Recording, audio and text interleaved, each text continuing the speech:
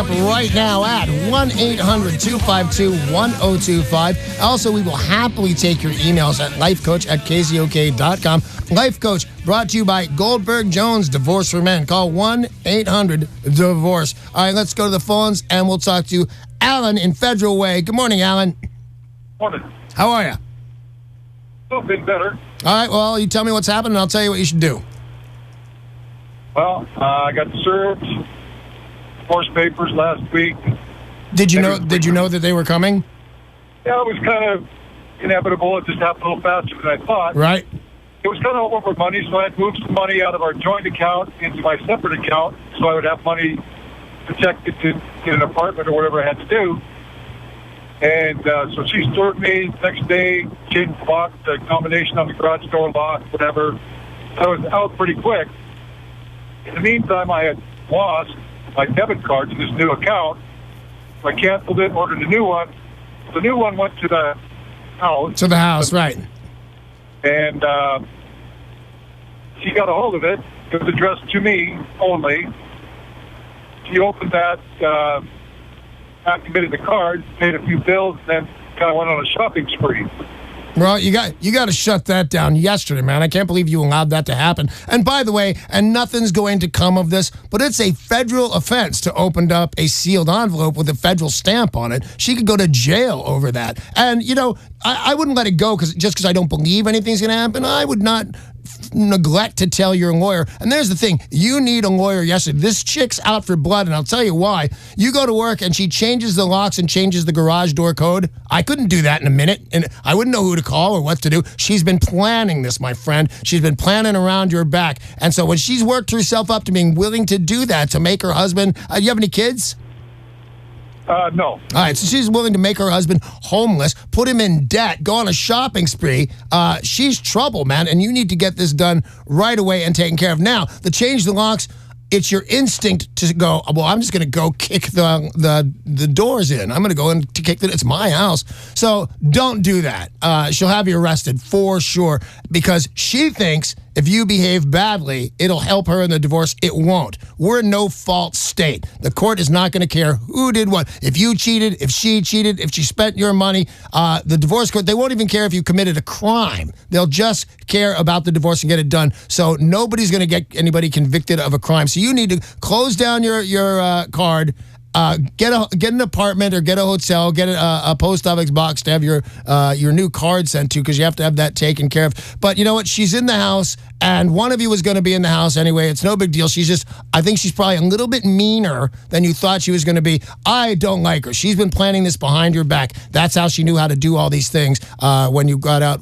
Once you're served, it's like, well, let's change the codes. Let's change the locks. What's the name of the locksmith? How am I going to get him here by this time? She's been planning this behind your back. She's out for blood. You need to call a really good lawyer because your wife, who's going to be your ex-wife, she's out for blood. Nobody's going to be nice here, man. You need an attorney on this lady. Good luck, buddy. I'm rooting for you, Alan. I think we might know an attorney that could help him out. This whole section is sponsored by that. 1-800-DIVORCE, Goldberg Jones Divorce for Men. If you're in the Seattle area, or if you're not, you know what? That's not a bad number to call. I talked to Danny on the Life Coach that you sponsor. What should I do? And if he can't help you, he'll hip you to. Well, he can help you, but if you can't afford him, he'll give you to a lawyer that can. If you've got a question for the Life Coach, 800-252-1025. Call that number now because any kind of problem, Danny can help you get through it. Stephen in Everett, you're on with Danny. Oh, yeah, Stephen, what's up? Hey, Steve, Danny. So I have this girlfriend. She's fantastic. She's amazing. She's awesome.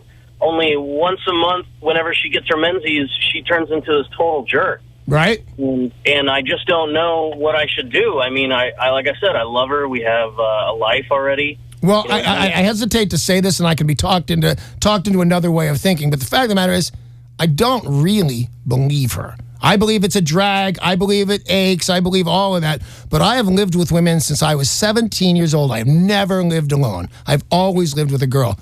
And nobody ever got unplugged. They went, oh, boy, I have these. Will you go to the store for me? Stuff like that. I believe that's real. But to change your personality to you become a bitch every month so much that your boyfriend's thinking about leaving you, I think there's more to this. But having said that, then I'll say this. I think she now needs to go to a doctor. This could very seriously be a hormonal thing because it shouldn't be that bad. Half the planet is going through that, and everybody's going to work. Everybody's acting normal. Everybody says, I got a little cramp, and if you got a cool husband, you go, oh man, I got a cramp, will you go to the store for me? But half the planet is functioning, and your girlfriend is changing up so much, she might lose her boyfriend. So either A, she's being an outrageous bitch, or B, and I hope it's this one, she needs to see a doctor and get her hormones balanced out. Good luck, Stephen. Yeah, even going on birth control will help balance that out. Yes, it will. Lots of things will help balance it out. And that's what I'm saying. I don't want to say I don't believe in post-menstrual or premenstrual conditions or anything like that, but I must say I've lived with probably 20 girls in my day, and nobody's ever gotten unpleasant enough for it to be a thing. Yeah. If you've got a question for the Life Coach, 800-252-1025. Remember, you can change your name if you need to. Lindsay in Tacoma, I believe she's got a follow-up, Danny. What up, Lindsay? Hello, good morning. How are you? I'm doing well, thank you. How are you? I'm incredibly well. What can I do for you? I called you a couple weeks ago about my alcoholic father, and what was the situation? He is an alcoholic, and he has been for 15 years. He relapsed, went to rehab once, relapsed a year later. And your recommendation to me was to do the whole he loves me, so cut him off and tell him I love him, and I want to help him if he wants to become sober. All right, I remember this. So I did that, and the whole family hates me now, and I'm the bad guy. I'm the jerk, and I don't love my dad because of this. And well, you know that's not true. They are enabling your dad, and I will tell you this: the way your dad drinks. I remember this phone call. The way that your dad drinks, something pretty bad, I believe, is going to happen to him. I've mentioned this friend of mine on this show before. I think I mentioned him this morning. I got a friend who drinks and falls. It's his thing, man. He doesn't get behind the wheel. He doesn't do it. He doesn't raise his voice to people. But damn it, if like once a month on a binge, he doesn't fall down and damage himself, and he's a different guy these days. You did the absolute right thing, Lindsay, and here's what I think will happen. I think, first of all, you need to get your brothers and sisters absolutely on board. They're helping this guy. What he's saying is, I can drink and keep my family. And what I'm telling you to do, and what you did, and God bless you, is you're telling this guy you can't drink and keep your family. You need to get them on board, but even if they won't come, and to hell with them, they're really bad if they won't come on board with this, and they're going to enable them. Remember, I don't want to make your day any worse there, Lindsay. I swear to God I don't. But remember, if he continues to drink like the way you told me he drinks, and when you find him dead with a big mash in his head where he fell down, your brothers and sisters are going to be way more responsible than you are. You need to get them on board. Your dad needs to stop drinking. Hey, good luck, Lindsay. I really appreciate your phone call. This is Danny Bonaduce, Life Coach, 800-252-1025. That's the number to call with your questions about anything. Danny can help you get through it. Donna in Monroe, you're the next caller. Hey, Donna. Hey, how are you? I'm incredibly well. What can I do for you? I just wanted to call and say thank you. I quit smoking and drinking on Christmas Eve. My life is on track. I'm getting along great with my husband, and I just wanted you to know you had a lot to do with that. Well, boy, that's a very nice phone call. How did you quit smoking and drinking? You did it at the same time? I did it at the same time. I did it at the same time, and everybody told me you can't do it, and I would not recommend it to anybody. What I would recommend is continue to smoke while you drink. If I had to, you just shouldn't put up with that. But I was doing it for medical reasons. Like either the liver was going to shut down or the lungs were going to shut down. I didn't get a vote in this. But God bless. So what'd you do again to quit drinking and smoking? I started taking Chantix. Yeah. And do you have any suicidal dreams? Actually, no. I have really bizarre dreams, which is fine. But they are colorful, aren't they? Oh, yes, they are. And they masquerade as real. Once you get up, it's like I'm not sure what's real and what's not. Yeah, pretty much. But I mean, I decided to do it on Christmas Eve, and just they went hand in hand, and I was drinking way too much, and I was smoking a pack or more a day, and that's it. I'm done. Well, you did the right thing. God bless you, and thank you very much for counting me in there in any way, shape, or form. I don't know if I had anything to do with it or not, but I'm really proud that you said so. Thank you, Donna. Good for you, Donna. Yeah. Stick with it. If you've got a question, now is the time to call 800-252-1025. You can always email lifecoach@KZOK.com. Tracy in Woodinville sent an email. I've been dating my boyfriend for about 6 months. He and his wife have been separated for a year, and their divorce is about to become final.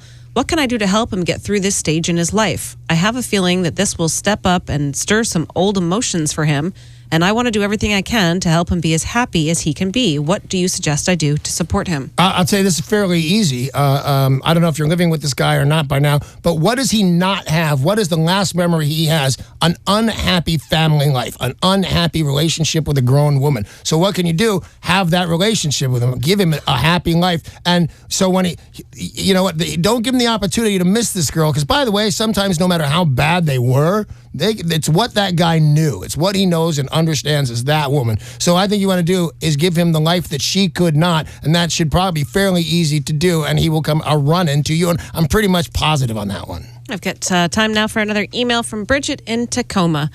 My boyfriend has an employee who went back to jail for having alcohol in his system. Is it true that they test for alcohol? I think the employee is lying and must have been smoking weed. I would say, I will tell you this, I agree with you that they're lying, but yeah, they do test for alcohol. So like a parole officer, if you go into that office? Well, absolutely test for alcohol, but here's the thing, your liver will metastasize alcohol at about an ounce an hour. So if he's wasted the night before and goes to sleep and wakes up and takes his test, there's no alcohol in it. So even though it is completely positive, it's possible that he could have alcohol in his system, it's really unlikely. If I had to pick, I'm picking he's lying.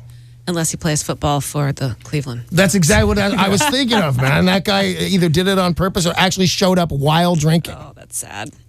Mark in Everett has sent an email asking for help from Danny Bonaduce, life coach. All right. About a year ago, I took a job that has a schedule similar to yours. My problem is, in this time, I have gained 15 pounds. Yeah. This schedule does not match my normal body clock. I'm chronically tired. I can't motivate to exercise. I'm stressed out, and I drink at night so I can get myself to sleep. My question is, how do you do it? Is it just that this job isn't healthy for me? What should I do? Well, there's a distinct possibility that the job is not healthy for you. You may have seen these commercials for the people, they're blind, and they take this pill for their circadian rhythm. That's the 24-hour clock. As what happens when you start sleeping when it's daytime, your life goes all off whack. My doctor is crazy about this because he asks me every day, what time are you going to bed? But it's a new job. I wouldn't give it up. You know, if you sought this job out, don't give it up too soon. I've been doing this job 20, 25 years now, and you don't get used to it. I'll give you that. And the weight gain, you can pull that off. Sarah runs 5 miles a day or something crazy like that. What's happening is you're getting home from work and you're exhausted. Pretty soon you will get used to it. You also need this, and I'm giving you very good advice here because I was given this by my doctor. You need blackout curtains. If you can sleep in a mask, go ahead. I find those masks crazy. I can feel them on my face. I can't sleep. You need those masks is the cheap version. They work really well. And if not, put up blackout curtains because you need to sleep when it's dark and wake up when it's light. Go get some exercise during lunch hour. Well, very good. Get some park the car a little further from work, something normal like that. But once you get used to it and you start sleeping in the appropriate thing, you'll have the energy to work out after work. So good luck to you on that. I hope everything works out for you. Hey, that was Danny Bonaduce, life coach, brought to you by Goldberg Jones, Divorce for Men. Call 1-800-DIVORCE.